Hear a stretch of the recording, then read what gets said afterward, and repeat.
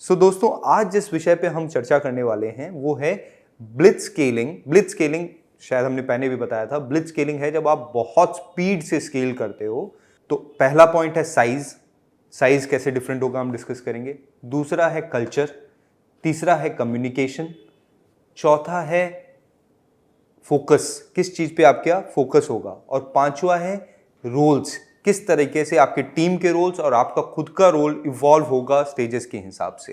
पहला है family stage, दूसरा ट्राइब स्टेज, तीसरा विलेज, चौथा नेशन सिटी और पांचवा नेशन। दूसरी चीज Vineet refer to 2 C's.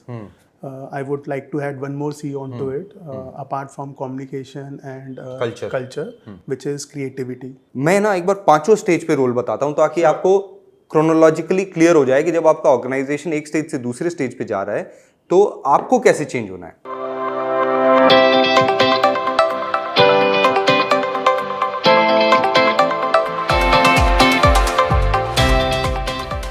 Welcome back दोस्तों for सक्सेस की पाठशाला. Thanks for all the love and support which you are giving into us. Remember our initial videos, third video थी if I'm not wrong, title था How should we hire. उसमें we tried and cover a concept called blitzscaling book में से, which is stages of organization. बहुत सारे लोगों के feedbacks आए कि हमने शायद जस्टिस नहीं किया उस फीडबैक के साथ, और it would be nice if we can cover that piece more in detail to help everyone out. For that, Vineet has put in a lot of effort and we are going to cover that particular chapter topic in this reel. Vineet, over to you. So, thank you friends कि आपने वो suggestion दिया। तो हमने यहाँ से एक नया कॉन्सेप्ट स्टार्ट किया है कि deep dive. So what will do is that concept which was discussed. तो मैं आपको रेफरेंस जो पुनीत ने दिया उसके विषय में बता दूं कि हमारा एक वीडियो था अबाउट हायरिंग, शायद थर्ड ही वीडियो था जब हमने चैनल चालू किया था। उसमें हमने एक डिस्कशन किया था at different stages of business how can you hire. इसी चीज़ को आज हम, और वहाँ पे मैंने बताया था, ये मैंने ब्लिट्ज स्केलिंग जो बुक है रीड हॉफमैन द्वारा लिखित, वहाँ से पिक किया है, लेकिन उस पर हम आगे नहीं गए। अब हम क्या करेंगे, हम बुक्स को उठाएंगे और एक बुक का जो सबसे पावरफुल कॉन्सेप्ट है, जो शायद हम कहीं ना कहीं रेफरेंस दे चुके हैं, उस विषय में डीप डाइव करेंगे। Because as you know the devil lies in the detail, right? So we'll go deep into the detail on a particular topic which is very very important for our businesses to become our business more effective and to improve the personal productivity of people working under us and our own personal productivity also. So दोस्तों आज जिस विषय पे हम चर्चा करने वाले हैं वो है ब्लिट्ज स्केलिंग। ब्लिट्ज स्केलिंग शायद हमने पहले भी बताया था। ब्लिट्ज स्केलिंग है जब आप बहुत स्पीड से स्केल करते हो। उस केस में जब आप एक स्टेज से दूसरे स्टेज पे आते हो बिजनेस में, तो ये आपको समझ होनी चाहिए। आप एक बार के लिए अगर ब्लिट्ज स्केलिंग भूल भी जाएं, आप सिर्फ अपने बिजनेस पे फोकस करें, वहाँ पे भी डिफरेंट स्टेजेस होते हैं। और ये हमें बहुत ज़रूरी है समझना कि हर स्टेज के, जब हम बिजनेस ग्रो कर रहे हैं, हर स्टेज के चैलेंजेस अलग होंगे, उनके कैरेक्टरिस्टिक्स अलग हैं, उसमें आपको कैसे बिहेव करना है as a founder, as an entrepreneur, ये एक बहुत अलग होता है हर स्टेज पे। किस तरह की टीम आपको हायर करनी है, कैसे आपको टीम के साथ कम्युनिकेशन करना है, कैसा आपका कल्चर होगा। सो देखिए, culture for C, communication, right, ये दोनों बहुत इंपॉर्टेंट है। ये 2 C's को हमेशा ध्यान रखिएगा। और भी C's आएंगे, हम बात करेंगे। और लोगों के रोल्स कैसे तय हों, टीम्स कैसे हों, और किस चीज़ पे फोकस होगा आपके ऑर्गेनाइजेशन का। तो एक बार फिर से रीइटरेट करता हूँ, 4 से 5 पॉइंट्स हैं जो हर स्केल पे या हर लेवल पे डिफरेंट होंगे। तो पहला पॉइंट है साइज। साइज कैसे डिफरेंट होगा हम डिस्कस करेंगे। दूसरा है कल्चर। तीसरा है कम्युनिकेशन। चौथा है फोकस, किस चीज पे आपका फोकस होगा। और पांचवा है रोल्स, किस तरीके से आपके टीम के रोल्स और आपका खुद का रोल इवॉल्व होगा स्टेजेस के हिसाब से। सो ये 5 चीजों पे हम चर्चा करेंगे और 5 स्टेजेस पे चर्चा करेंगे। तो पुनीत, आपको याद है हमने कुछ नाम बताए थे स्टेजेस के? हाँ, I very well clearly remember that. There were 5 stages to be very precise, and it keeps on changing the overall evolution of your thought process with every change. Absolutely. Correct? Absolutely. तो मैंने ये question क्यों पूछा आपसे कि क्या होता है जब हम कुछ नाम रख देते हैं किसी चीज़ का जो शायद किसी और चीज़ से रिलेट करता है, तो हमारे दिमाग में हुक क्रिएट हो जाता है और उससे हमें ये याद रहती है चीज़ें। बुक्स का फ़ायदा क्या होता है, वो हमें इसी तरह के बहुत सारे हुक्स दे देती हैं जो हमारे दिमाग में सेट हो जाता है, जिसको आप फ्रेमवर्क्स कह सकते हैं, मेंटल मॉडल्स कह सकते हैं। ये बहुत ज़रूरी है दोस्तों अपने थॉट्स को स्ट्रक्चर करने के लिए। तो यहाँ पे जो बात हो रही है वो है 5 स्टेजेस की, और यहाँ पे रिलेट किया है ऑथर ने उन 5 स्टेजेस को साइज ऑफ योर रिलेशनशिप्स। तो पहला है फैमिली स्टेज, दूसरा ट्राइब स्टेज, तीसरा विलेज, चौथा नेशन सिटी, और पांचवा नेशन। तो आप देखो इन पांचों को जब आप दिमाग में लाओगे तो आपको समझ में आ जाएगा कौन सा छोटा है कौन सा बड़ा है। तो ये है size of number of employees के हिसाब से। मैं ये नहीं कह रहा, ना ही ऑथर ये कह रहे हैं कि size of employees the only parameter based on which you can जज the scale of an organisation. कभी कभी ऐसा होता है बहुत कम एम्प्लॉयज हैं लेकिन आप बहुत कस्टमर्स को सर्व कर रहे हैं, बहुत रेवेन्यू आ रहे हैं। सो 3-4 मॉडल हो सकते हैं इवैल्यूएट करने के साइज ऑफ द ऑर्गेनाइजेशन को। आपके यूजर्स कितने हैं, अगर आप मान लो डिजिटल प्लेटफॉर्म हो, रेवेन्यू नहीं है, कस्टमर्स भी नहीं है बट यूजर्स हैं, जैसे मान लो इंस्टाग्राम था। इंस्टाग्राम का एग्जाम्पल दूं दोस्तों आपको, $1 बिलियन में फेसबुक ने इंस्टाग्राम को खरीदा था। उस समय सिर्फ 13 एम्प्लॉय थे उनके पास। $1 बिलियन बहुत बड़ी अमाउंट होती है, इट्स अ ह्यूज बिजनेस, क्योंकि उनके पास millions and millions of users थे, रेवेन्यू भी नेग्लिजिबल था, कुछ भी नहीं था। तो 3-4 पैरामीटर्स हो सकते हैं, यूजर, नंबर ऑफ कस्टमर्स और आपका बिजनेस का scale which comes from revenue. लेकिन हम आज फोकस करेंगे नंबर ऑफ एम्प्लॉयज के हिसाब से, बिकॉज ये सबसे वाइडेस्ट पैरामीटर है। जब ऑर्गेनाइजेशन स्केल करेगा तो एम्प्लॉयज तो बढ़ेंगे ही। So, यही इंस्टाग्राम, यही फेसबुक, इंस्टाग्राम खरीदा $1 बिलियन में और व्हाट्सएप खरीदा आई थिंक 19 बिलियन में, करेक्ट। सो इंटेंशन, इससे एक और चीज़ समझ में आती है, वो ये आपकी वैल्यू आपको खुद असेस करनी है। एब्सोल्युटली। अगर आप $1 बिलियन में बिकने को तैयार हो तो आप 1 बिलियन भी पहुंच पाओगे, और 19 बिलियन पे जाना चाहते हो तो 19 बिलियन भी पहुंच पाओगे। करेक्ट। दूसरी चीज़, Vineet refer to 2 C's. I would like to add one more C onto it, apart from communication and culture, which is creativity. Absolutely. So if you add these three, if you can have a very good culture, if you prosper creativity, which we have covered in our Loonshot. And I will request everyone, we'll put the link here to go back and check that entire series of 5 videos on Loonshots. It's amazing. You will understand how to creativity को अपने organisation के अंदर कैसे पनपने दें, बढ़ने दें। बहुत मजा आया मुझे। So culture, creativity and communication, these are the three C's. So the important piece, Vineet, which we need to discuss out here, or what Vineet is highlighting upon employees is, though I'm not 100% in saying कि हमें employee पर focus करना चाहिए, मुझे ऐसा लगता है हमें, जैसे उन्होंने example अपना सही दिया, हमें scalability पे focus करना चाहिए। That can happen because of employees. But आज के डिजिटल एरा में आप बहुत कम एम्प्लॉयज़ के साथ भी बड़ी स्टेज पे पहुंच सकते हो। You can reach to a nation stage, correct, with a village scale number of employees, but because we are covering the concept being described by the author in this book, इसलिए we are just going by the narrative which he has put across, और उसको अभी पकड़ने की कोशिश करते हैं। Obviously this will change from person to person. This will change, and we need to understand that हम यहाँ पे एक larger audience की बात कर रहे हैं। 80% जगहों पे यही होता है, क्योंकि टेक्नोलॉजिकली स्केल करने वाले ऑर्गेनाइजेशन बहुत छोटे हैं, जो शुरू से ही टेक्नोलॉजी, मतलब जो स्टार्टअप्स जिसे हम कहते हैं, जो टेक्नोलॉजी इनेबल्ड है, उनके लिए अलग मापदंड होंगे। बट यहाँ पे हम कोशिश कर रहे हैं कि एक लार्जर ऑडियंस को पकड़ पाएँ। तो देखिए दोस्तों, फैमिली स्टेज जो है उसके अंदर टिपिकली 10 के आसपास एम्प्लॉय होंगे, मतलब 0 to 10 जैसी एक फैमिली की साइज़ होती है। यहाँ पे क्या है ना, फ्लेक्सिबिलिटी बहुत ज़्यादा होगी। आप इनफॉर्मली बात कर रहे हैं सारे टीम मेंबर से, हर समय आप एक दूसरे से कनेक्टेड हैं, और सारे डिसीजंस जो हैं, या हर इंसान मल्टीपल काम कर रहा है, सारे डिसीजंस फाउंडर की तरफ से आ रहे हैं, एक तरह का कोलैबोरेटिव अप्रोच हो पा रहा है, बहुत क्लोज बॉन्डिंग है टीम में। ये हो पाता है जब हम छोटे होते हैं। सो फाउंडर्स पर्सनली सारे लीवर्स को मूव करते हैं, और उनके ऊपर बहुत डिपेंड करता है ये ऑर्गेनाइजेशन कैसे आगे बढ़ेगा। अगर हम फेसबुक हो या इंस्टाग्राम की भी बात करें तो बहुत हाई हद तक डिपेंड करता था कैसे उनके फाउंडर्स बिहेव कर रहे हैं। और एक बार उधर से हट जाएं, एक नॉर्मल बिजनेस में भी आ जाएं, तो फाउंडर के क्रिएटिविटी पे, फाउंडर के इम्पैक्ट पे बहुत कुछ हद तक डिपेंड करेगा at the family stage. Now let's see कि हम फैमिली स्टेज से ट्राइब स्टेज पे 10 से 100 के आसपास एम्प्लॉयज़, तब हम ट्राइब स्टेज पे हैं। जब 100 से 1000 के आसपास एम्प्लॉयज़ हैं तो हम विलेज स्टेज पे हैं।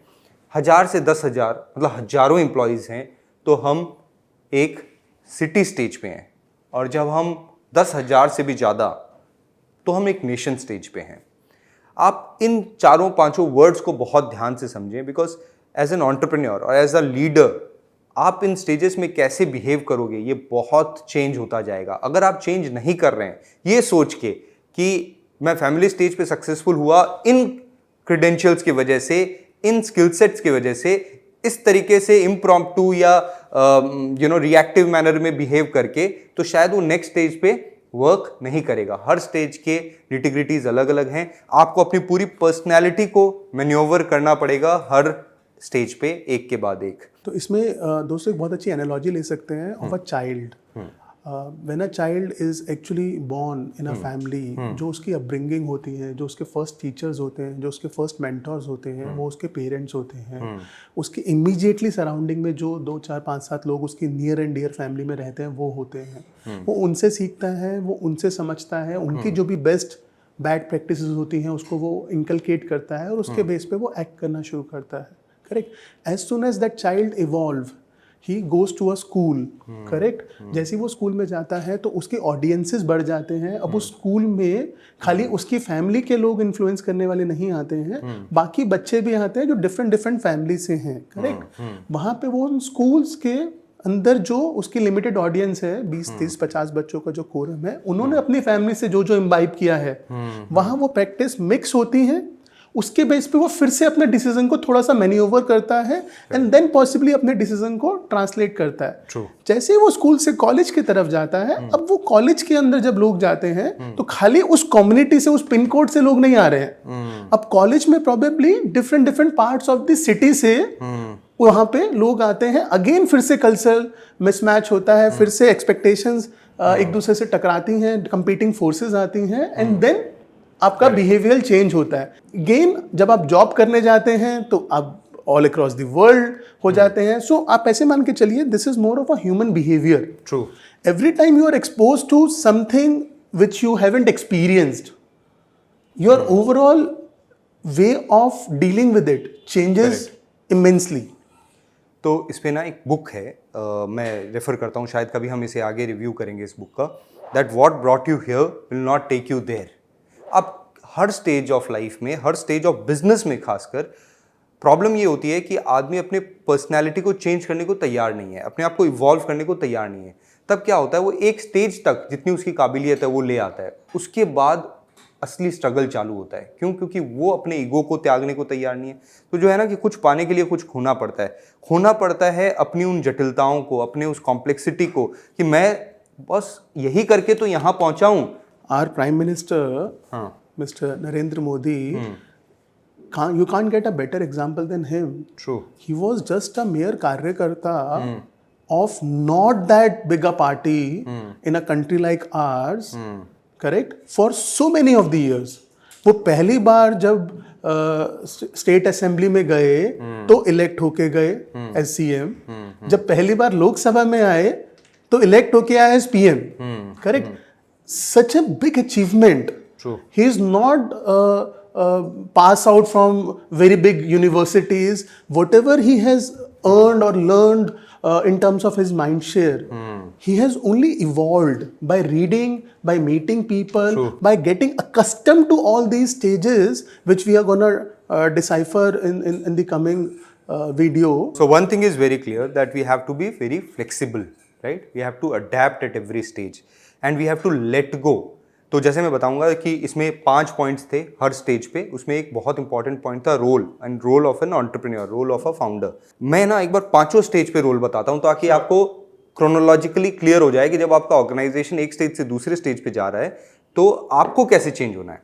तो जब आप एक फैमिली स्टेज पे हो, 7, 8, 10 लोग हैं जो सब आपके अराउंड ही इवॉल्व हो रहा है, तो जो कम्युनिकेशन है वो डायरेक्ट है, इनफॉर्मल है, ठीक है, इनफॉर्मल है, कैजुअल है। आप हाय हेलो करके जैसे भी बात करें, क्योंकि आप एक एक जन को जानते हो। वहां पे पूरा focus of the organization is on product development. Product बन रहा है, it's a creative phase, right?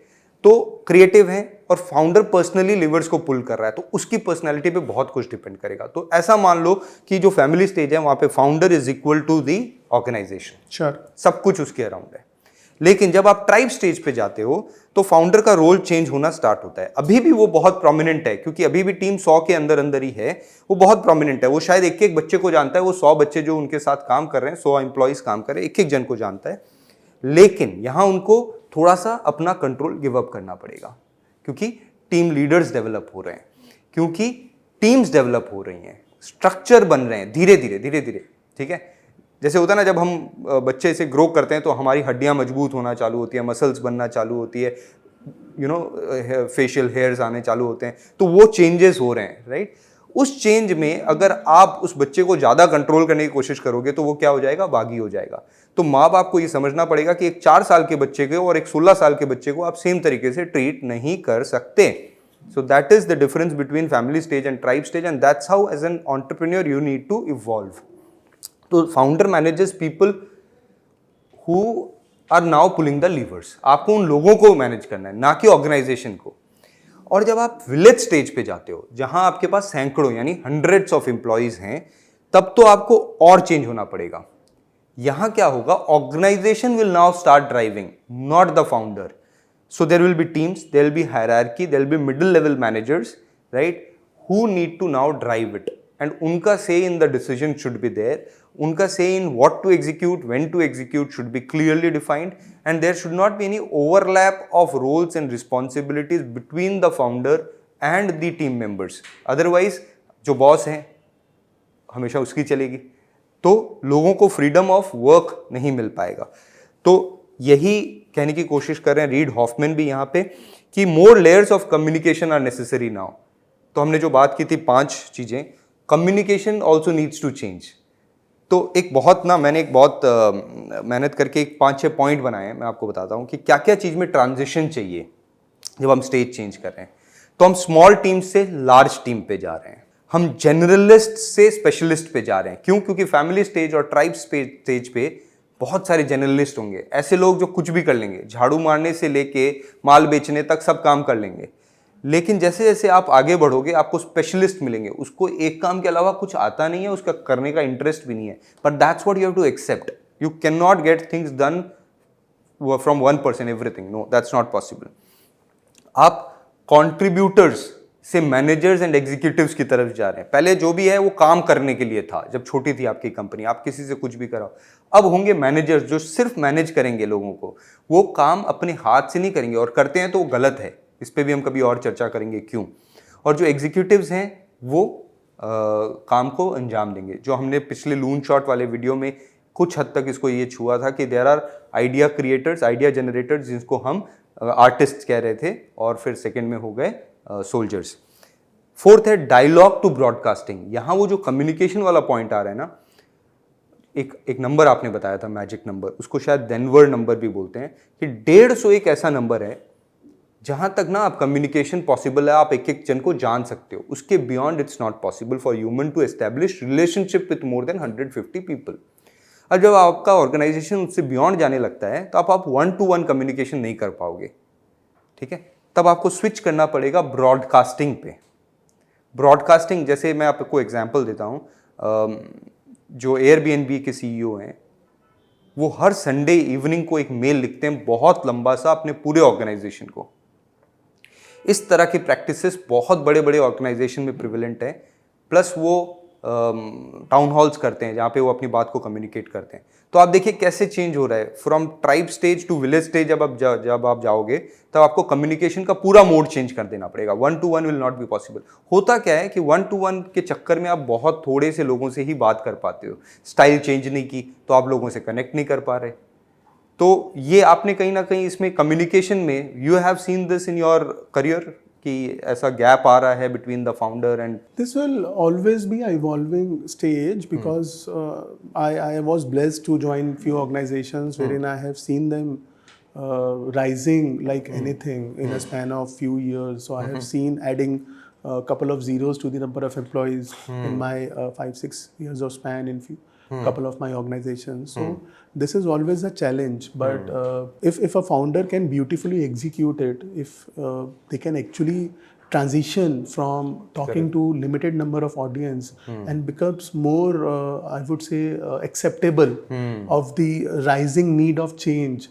So अगर आपने देखा होगा जितने भी best of the best leaders होते हैं उनका स्टांस ना बड़ा ओपन होता है, correct, they are not very close. Why? क्योंकि वो अपनी मन की बात हर रविवार को आके करते हैं दुनिया के साथ. क्योंकि वो नेशन स्टेज पे पहुंच गए हैं. Correct. क्योंकि अब उनको एड्रेस करने के लिए फैमिली जो है वो बहुत छोटी पड़ने लग गई है, ट्राइब जो है वो बहुत छोटी पड़ने लग गई है. If you have to make your message deliver to billions of people और to the country as a whole, you need to be more acceptable of a fact कि मुझे सबको समझाना है, सबका साथ सबका विकास करना है, करेक्ट. सो ओनली इंटेंशन जो मैं अभी तक समझ पाया हूँ इससे, stages could be 5, could be 4, could be 3. Intention is only this, out of this concept, as soon as your number of employees increases or people increases or the people you need to communicate with increases, you need to change your way of communication. Correct. Communication से ज़्यादा ethics पे, ethics से ज़्यादा processes पे, processes से ज़्यादा outcome and I would say results पे कैसे फोकस किया जाए, कैसे धीरे धीरे आगे बढ़ा जाए. दैट इज व्हाट द एक और चीज़ है जो बहुत काउंटर इंट्यूटिव है, मैं आपको बताता हूँ, वो है अटैचमेंट से डिटैचमेंट की तरफ जाना. जब आप छोटे होते हो ना तो you are very very attached to every single thing in the organisation.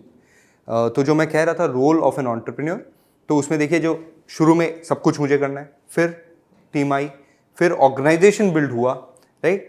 तब मैं क्या करूंगा, तब मेरा रोल लिमिटेड होता जाएगा, राइट. जैसे मैं सिटी स्टेज पे पहुंचता हूं, my role gets limited to strategic decision making only. The execution is being done by soldiers, the execution is done by the middle level manager. I create an idea and communicate it the top management. The top management will give it to middle management and it will finally go to the execution. What happens is, if you don't do this, come out of day-to-day execution, then you will not be able to be the creative person or the artist which you need to be. जैसा आपने last time कहा था कि एक founder को तो artist होना ही पड़ेगा, सोल्जर भी कुछ हद तक होना पड़ेगा, पर धीरे धीरे सोल्जर होने को छोड़ना पड़ेगा और आर्टिस्ट होना पड़ेगा, तब आप लीडरशिप में. अब इसमें यह भी कहा गया है कि आपका अगर बाय नेचर ही आप आर्टिस्ट हो, आपको काम करना अच्छा लगता है हाथ से, तो फिर आप स्ट्रैटेजी की कमान किसी और के हाथ में सौंपो. आप अपने लिए कृष्ण ढूंढो. आप अर्जुन हो तो आप अर्जुन बने रहो, लेकिन कृष्ण आपको ढूंढना पड़ेगा. सिटी स्टेज पे आप स्ट्रैटेजिक लेवल पे हो. और उन्होंने एक बहुत ही अच्छी बात कही है कि नेशन स्टेज पे आपको सब कुछ गिव अप करना है. आपको ये सोचना है कि मैंने जो करना था कर लिया, मैं दूसरा कुछ करूंगा, इसी ऑर्गेनाइजेशन में करूंगा. तो शायद एक नया प्रोडक्ट इवॉल्व करना, नया बिजनेस लाइन इवॉल्व करना, जिस पे आपका फोकस होना चाहिए, क्योंकि आपके जो एग्जिस्टिंग बिजनेस है वो ऑटो पायलट पे है और आप उसे जनता के, मतलब जो आपके एम्प्लॉयज हैं, जो आपके खास हैं, वो चला रहे हैं ऑर्गेनाइजेशन को और आप कुछ और कर रहे हो. सो टू समराइज इट दोस्तों, Vineet correct me if I am wrong, जो मुझे समझ में आया, whenever you start your business, it's you and your few people. Right now your whole focus should be on the idea and its execution, correct? Because ये लोग आपसे जुड़े हुए हैं irrespective of business है या नहीं है, so you don't have any fear to lose them. And at the same time आप लोगों की अपब्रिंगिंग कुछ एक जैसी है, तो आपको डर नहीं है कि कुछ भी गलत होगा, कोई भी मैल प्रैक्टिसेस होंगी, तो you can keep your focused on your core business. As moment as there is 1 0 being added, आप 10 एम्प्लॉइज से 100 एम्प्लॉइज पे पहुंचते हो, आपका फोकस थोड़ा सा चेंज हो जाता है क्योंकि कुछ बाहर के लोग आ रहे हैं. अब यहाँ पे ना तो आप सबको चेक कर सकते हो, आपको बेस्ट प्रैक्टिसेस प्रिवेल करनी है, जिसके लिए आपको इंश्योर करना है कि सिस्टम में थोड़े थोड़े प्रोसेसेस बनने लग जाए और आपकी कुछ हद तक क्लोनिंग होके छोटे छोटे टीएल आने लगे. शायद हो सकता है इनिशियल जो 10 लोग थे उनमें से कुछ 1-2 टीएल बन जाए, शायद हो सकता है जो अब जो 90 लोग आए हैं उनमें से कुछ लोग लीडर्स बन जाए. But you need to create छोटे leaders. The moment you'll add 1 more 0 to it, आप 100 से 1000 वाले जोन पे जाते हो. नाउ इट्स नो ब्रेनर कि अब तो आप नीचे घुस ही नहीं सकते हो. You can't get 1 level below every day. Now you have to rely on the people who are working for you. So now your process, your data, your MIS, your systems will speak more than what you can speak. Absolutely.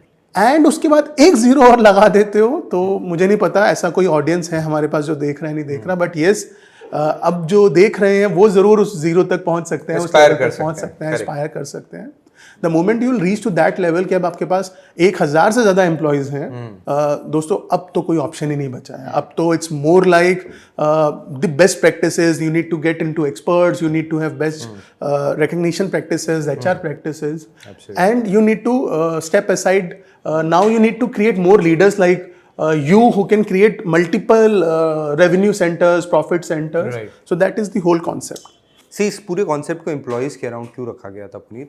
Because employees are the one who will scale the organization. आप एक level तक ले जा सकते हो, आप फिर उसके बाद हो इन्वॉल्व, लेकिन जब तक आप बाहर का टैलेंट नहीं लेके आओगे यू कैन नॉट स्केल. इस पर एक क्वेश्चन आता है, since we are trying to help lot of people who are doing business, that when we are very small, which is around 10 people, how do we include someone from outside who is a little senior, because acceptance of a new person will be very difficult. So यहाँ पे ना there are three steps which are suggested in this book also, which I'll articulate right now. So the topic is how to hire managers, and the answer is, out of the 10 people you have, try to find reference of one of them. So if you are adding 11th person, it should come from a strong reference upon one of them. So there will be acceptability. That's number one. Don't give him at the onset a big role. Give him a small role. Let him win the hearts of everyone by hard work, by showing results. If that is there, the acceptability will increase. And then you appreciate him, and then you rise him in the hierarchy. Probably middle level में आप उसको डाल सकते हो.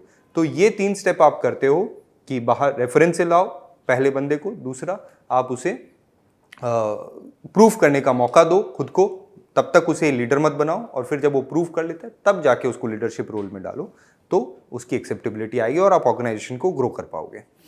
तो पुनीत बस इसमें यही था. अब इसमें हम एक काम करते हैं, इसे हम यहीं पे समराइज करने की कोशिश करेंगे. तो 5 स्टेजेस थे: family stage, tribe stage, village stage, city stage and nation stage.